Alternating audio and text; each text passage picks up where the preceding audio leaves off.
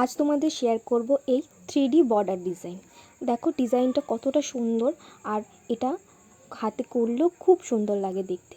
তো দেখে একটু কঠিন কঠিন মনে হচ্ছে, কিন্তু তোমরা যদি প্রসেসটা জানো তো খুবই সহজ এই ডিজাইনটা। তো আমি প্রথমেই একটা হালকা মাপের জন্য লাইন টেনে নিয়েছিলাম, সেই লাইন বরাবর দুপাশে পাতার করে নিচ্ছি। এবার পাতার মাঝখানে উপরের দিকে লাইন টেনে নিয়েছি আর নিচের দিকেও লাইন টেনে নিয়েছি। এরপরে দেখো আমি ওই লাইনটাকে জুড়িয়ে দিচ্ছি।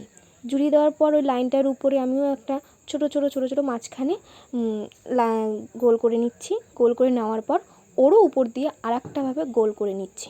আমি কিভাবে করছি তোমরা খালি লক্ষ্য করো, মানে কোথায় কোন জায়গায় আমি ডিজাইনটাকে এন্ড করছি আর স্টার্ট করছি সেটা ভালো করে লক্ষ্য করবে।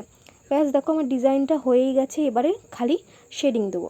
তো দেখো মাঝখানে নিচের লাইনটার মাঝখানে শেডিং করছি, আর উপরেরটাও শেডিং দিয়ে দেবো, তাহলে ডিজাইনটা সুন্দর লাগবে দেখতে।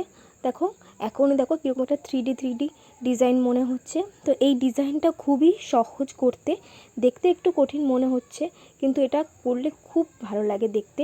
ব্যাস আমার ডিজাইন তো কমপ্লিট হয়েই গেছে। এরপর সেম প্রসেসে আমি লাইন টেনেছি আর হামস করে নিয়েছি। তো তোমাদের এই ডিজাইনটা কেমন লাগলো অবশ্যই জানিও, আর যদি তোমরা এই ডিজাইনটা করো তো আমাকে অবশ্যই কমেন্ট করো। আর তো দেখা হবে নেক্সট ডেতে। টাটা।